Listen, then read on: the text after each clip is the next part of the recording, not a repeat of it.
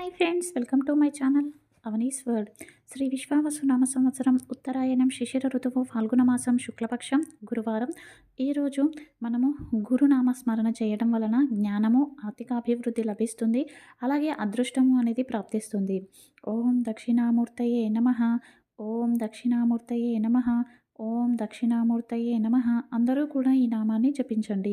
ఇక ఎవరైతే వ్యాపారంలో అభివృద్ధి లేదు, ఎంత చేసినా ఇంతే ఉంటుంది అనుకున్న వాళ్ళు బిజినెస్ డెవలప్మెంట్ కోసం ఓం బృహస్పతయే నమః, ఓం బృహస్పతయే నమః అనే నామాన్ని జపించండి. అలాగే ఎడ్యుకేషన్ కోసం, చదువు కోసం, వీసా కోసం ఎవరైతే ప్రయత్నిస్తున్నారో ఉన్నత విద్య కోసం వారు దక్షిణామూర్తి నామాన్ని, దత్తాత్రేయ నామాన్ని జపించండి. ఇక ఈరోజు మంచి పాఠం.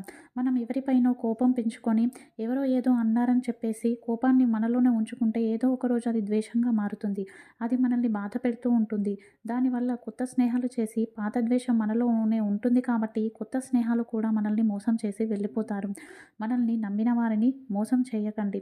సత్య హరిశ్చంద్రుడు ఇచ్చిన మాట కోసం ఎంతో నిలబడ్డాడు.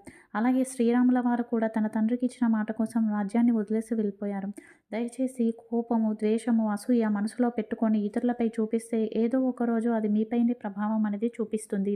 క్షమాపణ అడిగేవారి కన్నా కూడా క్షమాగుణం ఉన్నవారే గొప్పవారు, అంటే క్షమించే గుణం ఉన్నవారే గొప్పవారు.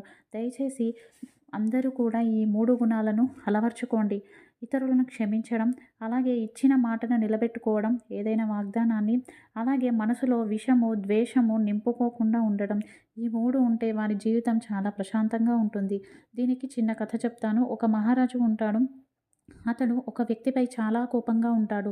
ఎందుకంటే ఏదో ఒకరోజు ఆ వ్యక్తి ఒకరోజు వీళ్ళ కుటుంబానికి ఎంతో దారుణమైన ద్రోహం చేయడం వలన ఆ మహారాజు అతని మీద కోపంతో జీవితాంతం హింస పెట్టి చంపాలి అని నిర్ణయించుకొని 3 క్రూరులను పిలిపిస్తాడు.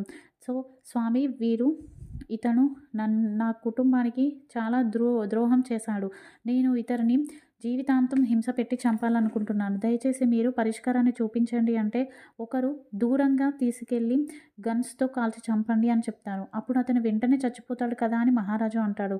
ఇంకొకతను ఇతనికి ముళ్ళులు గుచ్చి రక్తాలు కారేలా చేసి చంపండి అంటే రక్తం కారిపోయిన తర్వాత అతను చచ్చిపోతాడు కదా అంటాడు. అప్పుడు 3వ వ్యక్తి ఏం చెప్తాడంటే, మహారాజా, ఇతని మీద మీరు విపరీతమైన ప్రేమ చూపించండి, చాలా మంచి స్నేహం చేయండి. ఎంత స్నేహము అంటే మీరు లేకపోతే ఇతనికి జీవితమే లేదు అన్న విధంగా మీరు ప్రేమను చూపించి చివరికి మీరు అతన్ని వదిలేయండి. అప్పుడు మీరు వదిలేశారన్న బాధతోని జీవితాంతం కుమిలి చచ్చిపోతాడు అని చెప్పేసి చెప్తాడు. చూస్తున్నారు కదండి, అధిక విశ్వాసం ఎవరిపైనా కూడా పనికిరాదు. జీవితాంతం బాధపడే పరిస్థితులు ఏర్పడతాయి. మోసం చేసే వాళ్ళను మనం లైఫ్ లాంగ్ బాధపడుతూ ఉంటారు. ఆ కర్మ మిమ్మల్ని ఎప్పటికీ వదిలిపెట్టదు. మీరు మోసపోయినా అంతే, మీ మనసులో బాధ ఉంటుంది. ఆ బాధ వాళ్ళను వదిలిపెట్టదు. దయచేసి మీరెవరికి ద్రోహం చేయకండి, మీరు ద్రోహపడకండి. ఈరోజు నిత్య నక్షత్రం పూర్వభద్ర నక్షత్రం.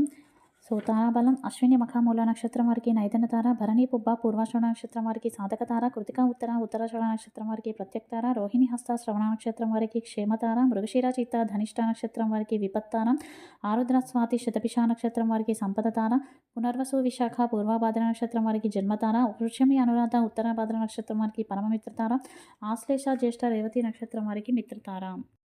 ఈరోజు నిత్య పరిష్కారంలో భాగంగా గురువారం రోజు రైతులు ఎలాంటి విత్తనాలు వేయాలి అని చెప్పేసి చూద్దాము అండి. గురువారం రోజు ఫలాలనిచ్చే వృక్ష సంపదను మనం నాటొచ్చు అండి. మామిడి పండు కానీ, పనస కానీ, నేరేడు కానీ, ఏదైతే ఏ చెట్లు అయితే పండ్లను ఇస్తాయో ఆ పండ్ల మొక్కలను నాటడం వలన అధిక లాభాలు వస్తాయి. ఇక ఈరోజు మన సంప్రదాయంలో భాగంగా మన ఇంటి ముందు పూల చెట్లు ఉండకూడదని చాలామంది అప్రచారం చేస్తున్నారు అండి. అది చాలా తప్పు అండి. ఇంటి ముందు పూల చెట్లను పెంచుకోవాలి. అలా పెంచుకోవడం వలన అన్ని మొక్కల్లోనూ ఔషధ గుణాలు ఉంటాయి కాబట్టి దాని ద్వారా సంతానోత్పత్తి జరుగుతుంది, సత్సంతానం ప్రాప్తిస్తుంది. పూలు లేని చెట్లను ఇంటి చుట్టుపక్కల పెంచవద్దు. వాటి ఔషధ గుణాల వలన స్త్రీలలో, పురుషులలో నపుంసకత్వం వస్తుంది. అదేవిధంగా ముళ్ళ మొక్కలు ఉండకూడదు అంటున్నారు. ముళ్ళ మొక్కలు అంటే అధికమైన ముళ్ళు, అంటే పూల కన్నా ఆకుల కన్నా కూడా ముళ్ళే ఎక్కువ కనబడితే అట్లాంటి ముళ్ళ చెట్లను ఇంటి ముందు పెంచుకోకండి. వాస్తులో భాగంగా అండి చాలామంది ఇళ్లను కొనుక్కుంటారు, అమ్ముకుంటారు. అదేవిధంగా వీధి పోటు ఉన్న ఇళ్లను కూడా, సైట్‌లను కూడా అమ్ముతున్నారు, కొనుక్కుంటున్నారు. తక్కువ రేటుకి వస్తున్నాయని చెప్పేసి. అదేవిధంగా కొంతమందికి తెలియదని చెప్పేసి మోసం చేసి అమ్ముతున్నారు. అలా దయచేసి అమ్మకండి. ఒకవేళ వాళ్ళు తెలియకుండా కొనుక్కున్నా కూడా వాళ్ళిచ్చిన డబ్బు మీకు వృధా ఖర్చే అవుతుంది. దాని ద్వారా రోగాలకు గానీ, కోర్టు కేసులకు గానీ, లేదంటే బెట్టింగ్‌లో కానీ అలా డబ్బులు కోల్పోతారు తప్ప ఆ డబ్బు మీకు దేనికి పనికిరాదు. దయచేసి వీధి పోటు ఉన్న సైట్‌లను అమ్మకండి, కొనకండి. ఒకవేళ అలాంటి సైట్‌లు ఉంటే వాటిని దేవాలయాలకు వాడండి. లేదంటే కమర్షియల్‌గా కన్‌స్ట్రక్షన్ చేసి దానికోసం వాడండి. ఇక అపార్ట్మెంట్స్‌లో ఎవరైతే ఈ బాధన పడుతున్నారో వాళ్ళు శ్రీవాస్తు యంత్రాన్ని పెట్టుకోండి. ఇక రేపు ఉదయం ఆచరించవలసిన పూజ ఎవరైతే ఇంట్లో దారిద్ర్యం ఉందో, ఆర్థిక అభివృద్ధి కావాలనుకుంటున్నారో, ఎవరైతే ఇతరులకు డబ్బిచ్చి ఆ డబ్బులు రాలేకపోతున్నాయో, ఆ రావాల్సిన డబ్బు రావడం కోసం రేపు ఉదయాన్నే ఒక పసుపు రంగు కాటన్ వస్త్రంలో తెల్ల ఆవాలు వేసి మూట కట్టి, దాంట్లో నెయ్యి వేసి లక్ష్మీదేవి ముందు దీపాన్ని వెలిగించండి. ఆ తదుపరి కనకధార స్తోత్రాన్ని పారాయణ చేయండి. రావాల్సిన డబ్బులు వస్తాయి.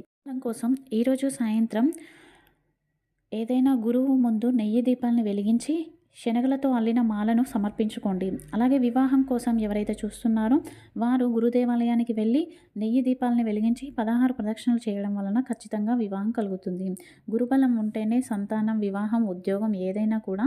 సో ఖచ్చితంగా గురుబలం కోసం ఈ పరిహారాన్ని పాటించండి.